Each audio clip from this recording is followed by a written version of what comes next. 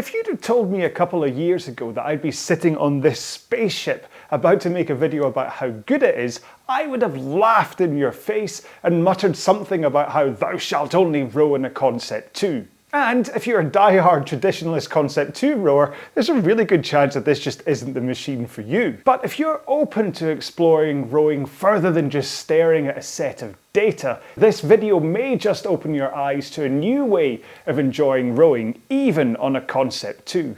Don't forget to share your thoughts on this in the comment section below.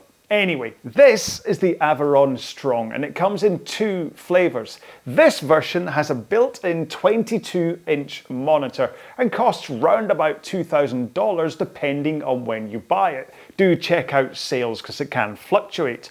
Or for $800 less, you can get the Strong Go, which does away with a built-in monitor and lets you use your iPad instead. So if you do have an iPad lying around, you can save yourself $800 by getting the Strong Go instead of the Strong. But you could stick an 8K supermassive screen on here, which fired Gatorade and protein bars at you during the workout and then got you guaranteed front row tickets to Taylor Swift or Foo Fighters after your workout, and it ain't gonna mean anything if the machine itself isn't that good to row on. So, before I start to talk about the tech and the screen, what's it actually like to row on? And the good news is that this is actually lovely to row on. For a start, I get a full range of motion through the entire stroke, so I can get all the way to the back with my legs down, and there's still room to spare on the rail. So I'm 5'11", 179 centimeters, and it means that I could probably be, around about 6'3", 6'4", and still have room to give on this machine. But more importantly is the front of the machine. Can I get into the catch with my arms straight with a forwards tilt and get my shins into a vertical position?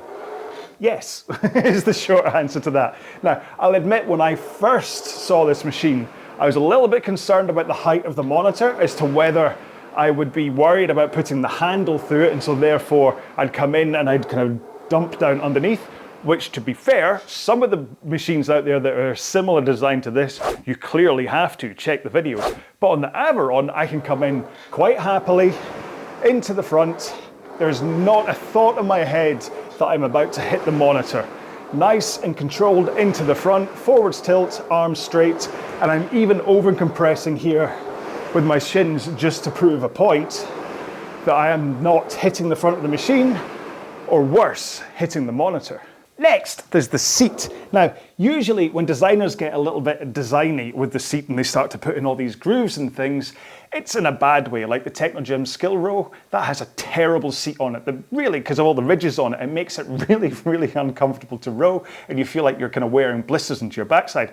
But this actually works really well. There's a nice mix of there's a nice little bit of padding here, but it's also firm enough to support you. Because after all, the point of the seat on the rowing machine is that you're not sitting back watching a movie eating your popcorn. You want to be sitting up and primed, ready for your rowing stroke and tilting forwards and backwards over your sit bones. And if you are sitting back the whole time, this is pretty much the primary cause of discomfort to your backside. It's not the seat, it's your posture and what's going on. There is an element here that it just does take a few sessions for your backside to ease up when you first start rowing. If you've never rowed before, then you sit down in the seat, you start rowing, it's going to be a little bit new for your body, and you're going to feel the sensations that you've never felt before, because after all, you're pushing with your legs, activating your glutes, but at the same time, you're sitting on them. But give it a few workouts, and that discomfort should start to subside. And if it hasn't, then trust me, it's a good chance that it's your posture that's to blame and not the seat. Now, the handle is quite nice to hold when you're rowing. Now, if you're used to a Concept2, the more recent models,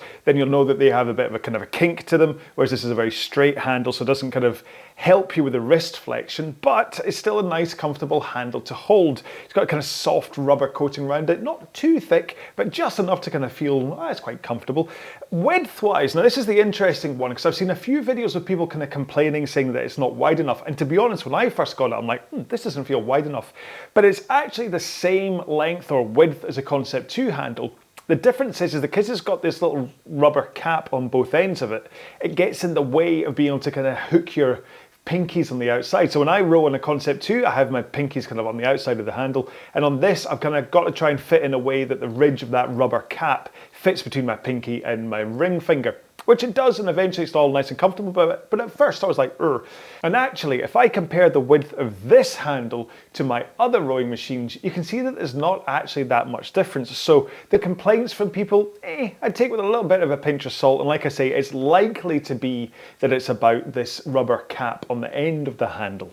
Before I get into the last bit, I want to talk about seat height, because when you look at the Aviron and the seat, you think, wow, that's quite high up. But actually, when you look at the height of the seat and compare it to the height of the feet, the difference between the two is pretty much the same as you get on a Concept2. It just looks a little weird because the seat is so much higher off the rail than a Concept2 is. Now, lastly, I want to talk about the foot plates. There is a really good design to these in that there's a crank handle on the side which allows you to change the width of your feet. Now, when I first got this, I measured the width of my Concept2 foot plates and basically set it to that because that's what I'm used to.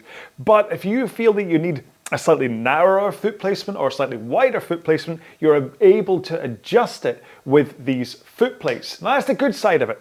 Now, the potential downside, now I'm saying potential here, is that actually the angle of them is a fair bit steeper than you might be used to, again, if you've been using a Concept2. The Concept2 is 44 degrees, my RP3 is 43 degrees, the water rower is 45 degrees, but the Aviron is 49 degrees, okay, so it's a lot steeper. And it must be said, the very first time you use it, if you've got kind of poor ankle flexibility, because of that, how steep the foot plates are, it might feel a little bit tough to be able to get forwards and get your shins into that vertical position.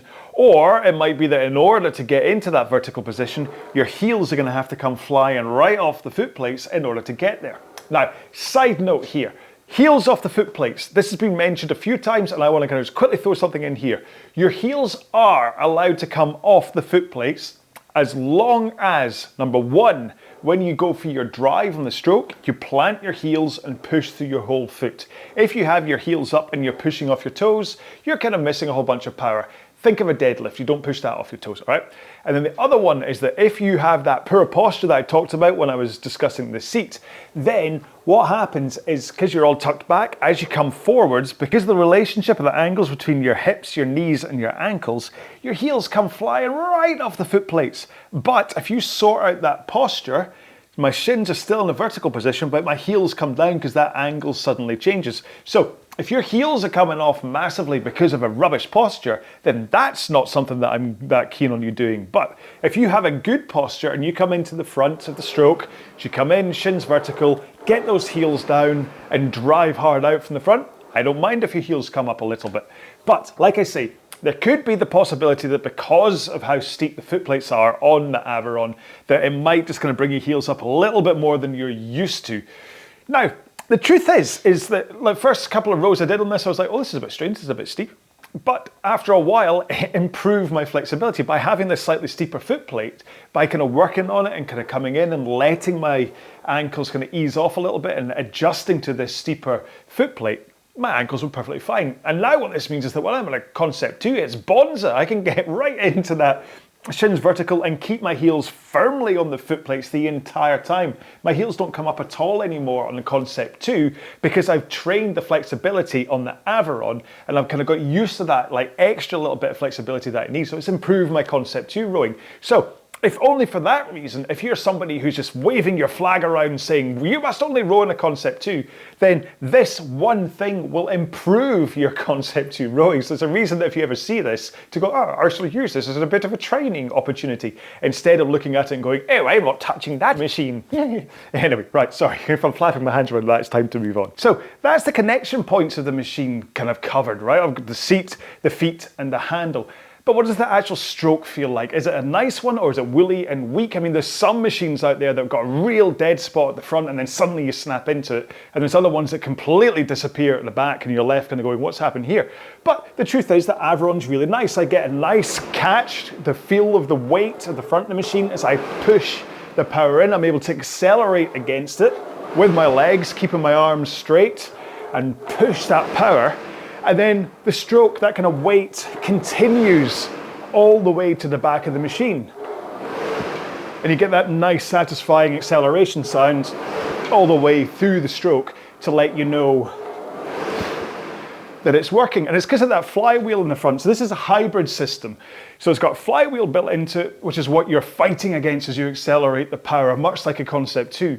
But once you take the resistance numbers up, the magnetic resistance starts to kick in. So right now I'm down at 7, which is pretty much going to be just flywheel. So it's going to feel very much like a Concept 2. If I take it up, in fact, to 11, that's when it starts to feel pretty much like a drag factor of 130, 140 on a Concept 2. So that's where I set it to make it all feel the same. But once I get up to 13, 14, that's when the magnet kicks in. And once the magnet kicks in, that's when the strength side of things comes into it. After all, this is called the Aviron Strong. So the magnet kicks in and it starts to become a bit more about brute force, that you're really kind of fighting against it.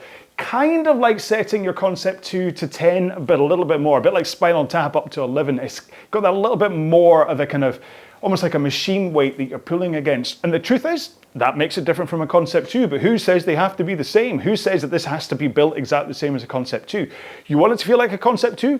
Set it to 11 or 12. If you want to add in a strength element, then you can take it above. The caveat to all that being that if you have a really high resistance on this, and in order to get it to move, you're like this, really yanking with your arms against it, forcing against it, and it's no longer a rowing stroke, that's not particularly a good thing. You want to still make sure and have a rowing stroke where you're able to protect your lower back by pushing with your legs with that forwards tilt in order to not be taking it right through this way with all the force going in your lower back, and your forearms are on fire because you're tugging against it. So that's the only thing I'd say about, don't sit down on this and whack it straight up to 16 and think you're going to get the best workout. You're probably going to end up injured, and you're not going to get that all over body and all over cardio workout that you probably bought this machine for in the first place. Right then, so that's the machine covered. But it's actually what's in front of you that sets this apart from nearly every other rowing machine that's out there. This monitor and the Aviron platform is what makes this special. Now, for the data junkies out there, there is the metrics screen, which you can just watch at. You can see graphs go by, numbers go by, keep an eye on your splits, your stroke rate, and just go, oh, look at how fast I'm going, etc.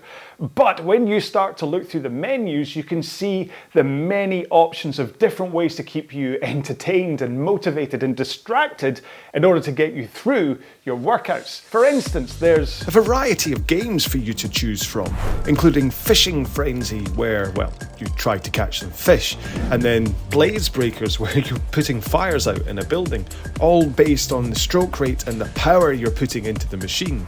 Then there's the competition options, where you can race against bots or other users.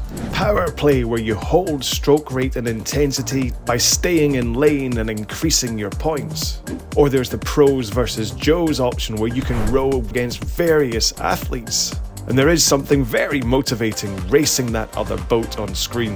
There's coached classes where this guy pops up and takes you through various workouts along with 2 other instructors. There's guided workouts with on-screen prompts. If you just want to chill to your favorite TV program, you can stream video on all of these platforms. And then if you're just looking to chill out to some scenery, there's the virtual rowing options too.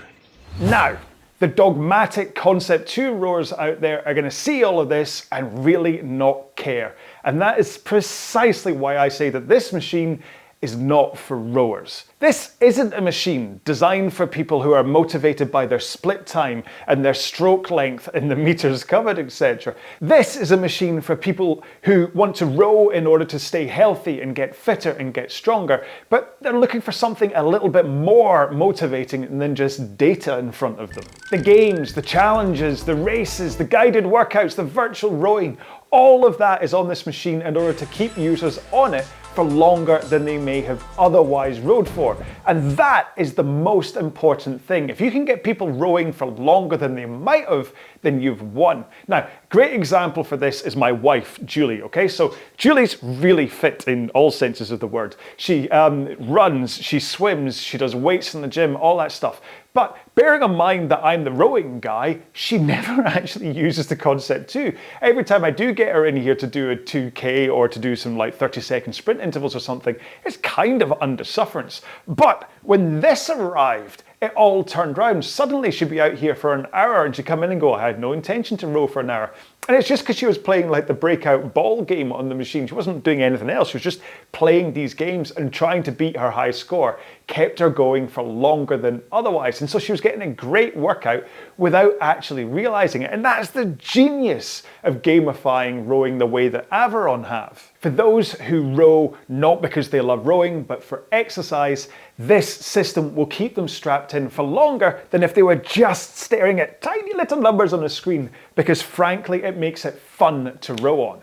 Right, so with all that out of the way, the last thing to talk about is the difference between the Strong and the Strong Go.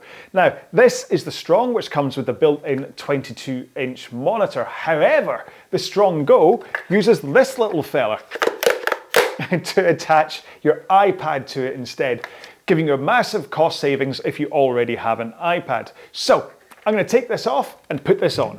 The thing is, I can't actually think of a situation where this is going to happen. Why would you have the Strong with the 22-inch monitor on it and then take it off in favour of the Strong Go for your iPad?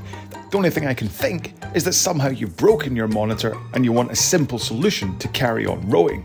But then, I'm not entirely sure whether you can buy this adapter on its own. Okay, that's the monitor off. So I just need to attach the cables onto the Go module, which is just green to green and blue to blue.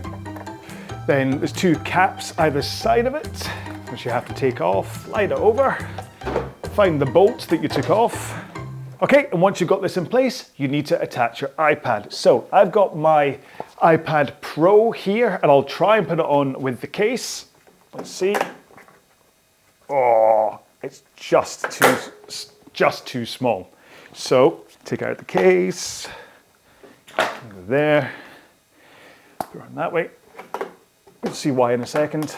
There you go. So it's my 11-inch iPad Pro perfectly sitting there. Now the reason that I turned it around that way is because of the charging cable. You can see on the side of the Strong Go, there's a little USB-C port, which you can plug in your charging cable, then maybe give it a little twist to make sure it doesn't get caught to your handle, but you can then plug it into your iPad and that will charge your iPad while you're rowing. Perfect, okay? Now, of course, your iPad is nothing without an app, and what I'd suggest is that before you even spend a penny on this machine, try and download and install the app onto your iPad, because what you don't want to do is get this and then try and load the app on your iPad and find out it's too old to run the software. Now, currently, it needs iOS 11 in order to run the Aviron app, and my very old iPad, which still only runs iOS 9, will not install it. I get this error message that pops up if I try and put the app on it. So if I bought this planning to use this, I'd then have to go out and spend $800 or so on an iPad, completely undoing any of the savings I would have made. Okay, so that's a good little lesson there. Anyway, so once you've got your app installed, you can go ahead and launch it.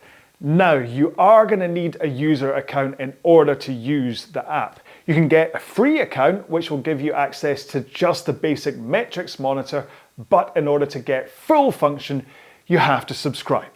So let's get into that. Subscriptions, do we like them, do we not like them? I'm kind of, if it's Microsoft Office or Photoshop, I hate them, okay? Because they don't change enough in order for me to kind of feel like I'm getting my money's worth out of constantly giving them money. But on the Aviron app, the fact is they're constantly adding to the games, to the virtual rowing, to the guided workouts. It's constantly being updated, so you are getting something for your money when you have a subscription. And when you look at the subscription costs, the Aviron costs $29 a month for unlimited accounts. That means your entire family can use it for $29 a month. The Peloton app is $44 a month. The Hydro app is $44 a month, both of which are much more expensive than the Aviron subscription. And again, the Concept2 or Water Rower people out there will be like, well, I buy my machine and I don't have to pay anything. Which is true, but if you look at your experience in terms of what you've got in front of you, you have a very basic monitor. Yes, the Concept2's PM5 will connect to a whole bunch of apps, But the free ones, really all they are is they expand on the data you have and they will log your rows to your logbook, but they don't really give you anything more. To get even one step closer to what the Aviron app offers you, you need to look at getting an app like Xer, which puts that kind of virtual rowing, virtual river thing in front of you, and that then needs to be a subscription. It's like $100 subscription for it. It's not that much compared to what the Aviron is, but you're also not getting anywhere near what you're getting on the Aviron. So it's not quite as fair to say that the Concept2 is free, because you're not quite getting the same experience from a screen point of view, okay? So I just want to clear that up before we move on anymore. So once you've installed the app, you've subscribed and select Aviron Strong Go, the last thing to do is connect your iPad to the machine, and then basically you've got exactly the same machine as the Strong. The Strong Go has pretty much all of the features of the Strong. The one thing that's missing right now are the streaming video and Spotify services. But if you don't need them, they're essentially the same thing. Just with a smaller monitor. And that really is one of only a couple of downsides to this. It's just that even with my iPad Pro at 11 inches, that's still like half the size of a 22-inch monitor. So it is that little bit smaller. But to be honest, I can still see the data that I need on this screen. I wouldn't want to go too much smaller. If you are kind of visually impaired in some way, you might want to look at the Strong with a 22-inch monitor instead of using this iPad solution. But if you have an iPad lying around, you're interested in the Aviron Strong, you can happily save yourself $800 by going for the Strong Go instead of the Strong, as long as you're okay with the size of the iPad screen. There's one last thing. I said that there weren't many apps that offered the same experience as Aviron for the Concept2.